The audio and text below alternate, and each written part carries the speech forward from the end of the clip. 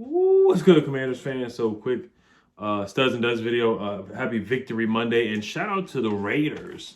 The Raiders for getting that dub against the Seahawks last night. We now are officially the 7th seed in the wild card. If the season ended today, we would be in the offs.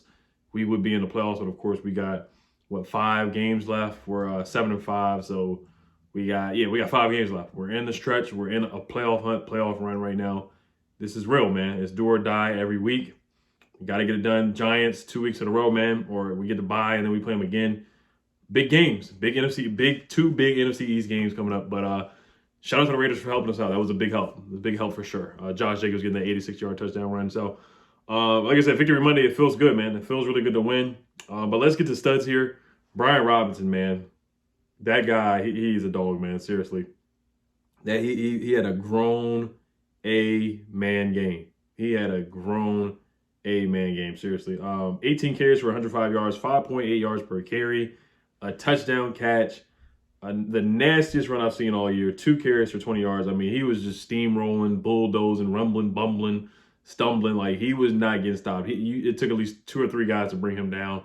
And yards after contact, yards after first hit. I mean, he's that kind of guy. He's a guy who's moving the chains, moving a pile, pushing a pile. When you're a ref, you can't really blow the whistle early on him because you know he's going to keep trying to push that pile. He's going to keep churning. And, you know, he got shot in August. You heard his post-game speech. Shout out to the players that were supporting him and whatnot. But, man, this guy, he is a dog. And we have a nasty 1-2 punch with him and Antonio Gibson and John Williams. I thought Gibson could have got more carries, but it is what it is. John Williams did a good job, too.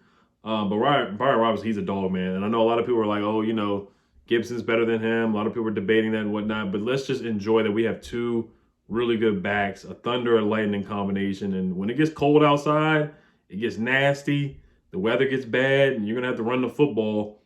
He's the guy that you need. And we got an identity now, running the football, smash mouth football, and he's starting to break off some runs. So his longest run was for 21 yards. His game is not a flashy, it's not a sexy game. It's a nasty, old school, hard hat, nasty football kind of game that he has. And that's the way he plays football, and I love it. Looking at his PFF grade, I think he was the highest graded offensive player. Kendall Fuller was the highest graded defensive player per PFF against the Falcons. Brian Robinson was the second highest, 82. He had an 82 overall PFF grade. Jonathan Williams had the best PFF overall grade with 84. His run grade was 79.4. Brian Robinson's was 83.1.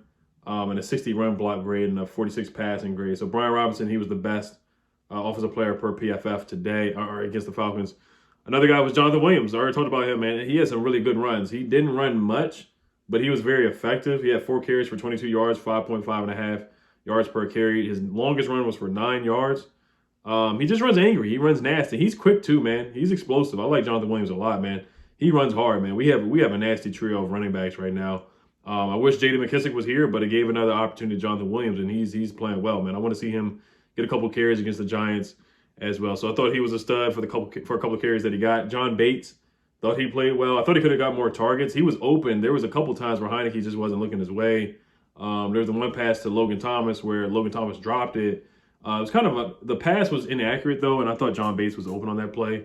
But John Bates, that was a good catch. The touchdown catch, that was a good catch. And he had good hands on that catch. So he had 3 catches for 24 yards. Not a sexy game or anything like that, but, you know, he did what we needed him to do. His PFF grade was 55.5, 68.7 in the pass game, 65.7 in the run game as well. Run blocking was a 47.3, but I thought he stood out catching the football.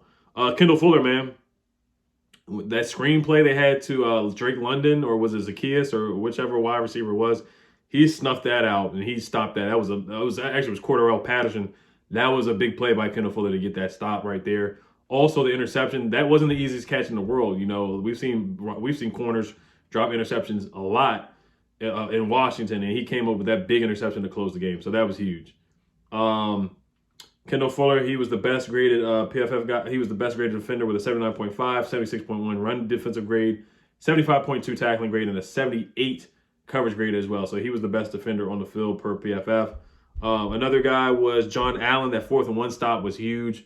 Him getting pressures, him getting tackles. Now, I know we did get gassed in the run game, but he was effective and he did step up when we really needed him. He had 5 tackles, and he had 1 quarterback hit. So I thought he was a stud out there. The whole D line, it wasn't our best day, but they stepped up when we really needed him. Just like Deron Payne, I thought he was another stud with the tip pass. He had 6 tackles, 2 tackles for loss, and 1 pass deflection. That pass deflection was huge, man. To seal the game, you got to pay Deron Payne, man. He's earned it, man. He really has. He's earned it. He's got 6.5 sacks on the year, like top 5 among defensive tackles and sacks. Same thing with John Allen. These guys are balling, man. They're just playing playoff football. Same thing with Montez Sweat. I thought he was a stud out there, too, getting a sack. He had a 63.2 PFF grade defensively. He had 7 sacks on a year now. That was a big sack on Marcus Mariota on 2nd down. Then we got off the field on 3rd down. So he stepped up and made some big plays when we really needed him. 70.3 run defensive grade, 73.5 tackling grade, and a 61.3 pressure grade for Montez Sweat. John Allen had a 68.5 defensive grade. He was the 2nd highest graded defensive player out there. Deron Payne, 58.2, 48.5 tackling grade. Like I said, it wasn't the greatest day from the D-line because we got gassed by Mariota, Patterson, Algier, the other running back. So they had a solid day running the football. We gave up 6.8 yards per carry on the ground. Another stud was Tress Way, always. Tress Way's the MVP, man. He really is. He's a great punter. He did punt 1 time and it got into the 5. I think Cam Sims picked it up or on the 2-yard line. Cam Sims, I think he fielded the punt. So that was a great punt by Tress Way. And also, he got hit too. He stood up and took a hit at the end of the game, and that was a big play to seal the deal and put the dagger in the Falcons. That was a big play by Tress Way as well. Offensive line, man, they get it. They're studs too, man. That run blocking, man, that was some nasty football, and they really have improved since we were 1-4. They really have gotten better. I do think it's because of the mobility of Taylor Heineke.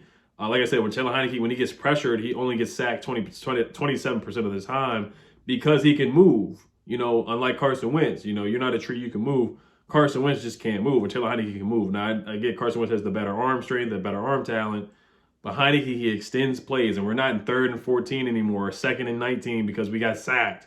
You know, that's huge because this team, every possession matters, and Taylor Heineke, yeah, he's not throwing 40-yard bombs or nothing like that, but he's not getting sacked, and I think that's a huge part of this offense that is a good thing from Taylor Heineke.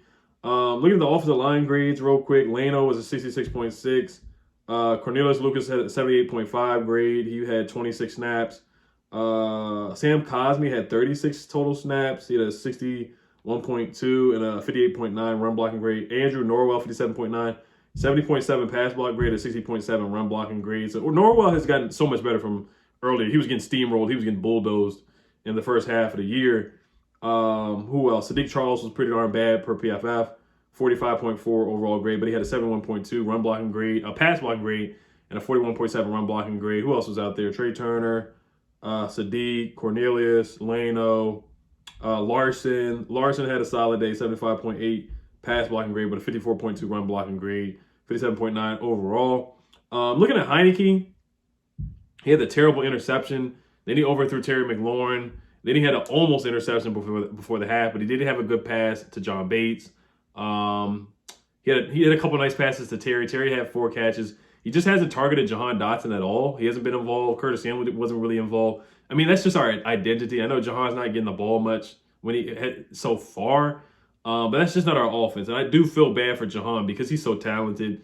Diami too. Diami, he was somewhat of a stud as well. That big catch where he had to get down and put his hands under the football, that was a big catch by him. So I give him some credit for that too. I thought he was a stud for that one play. Duds, Joey Sly for missing that extra point. The run defense for giving up 6.8 yards per carry. Ron Rivera for not calling that timeout. I'm not going to really say Ron was a dud, but just that one decision. And it wasn't really that bad. We've seen worse from Ron with not taking timeouts and stuff like that. But yeah, Taylor Heineke, he kind of was a dud a little bit. He was kind of in the middle. He's kind of average.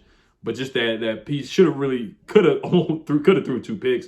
But he made some good plays. I do want to see him run a little bit more and use his mobility. I think he can do things that Mariota did if we wanted to run that kind of style of offense, read option and run play option, run pass option, stuff like that. I do feel like Taylor Heineke could do stuff like that, to be honest with you.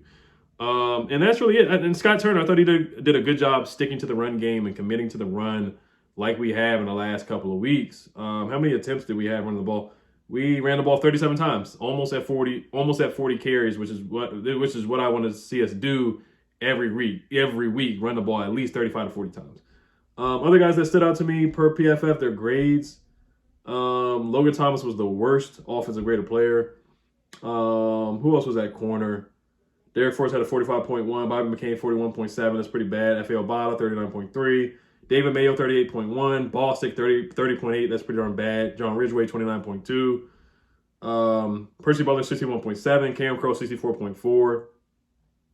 And yeah, that's about it that really stood out to me. Jamin Davis was the worst graded defensive player with a 28.5, but his tackling grade was good, 83.3 per PFF. John Boss's tackling grade was good too, 78.4. And we did not wrap up pretty well. They did break a good amount of tackles. Cordarrelle Patterson broke some tackles.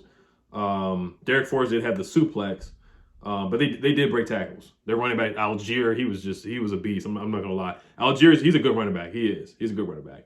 But yeah, two games against the Giants, huge. But can't celebrate too much. We got to move on to the next week. And just keep eating, guys. We got to keep eating. So, all right, you guys. Hail to Commanders. Oh, and shout out to Brian Robinson with that big hat. That was hilarious. That big hat was hilarious, man. He's hilarious for that. I know he said he was supporting his friend, but that hat is hilarious. All right, you guys. Hail to Commanders. Peace.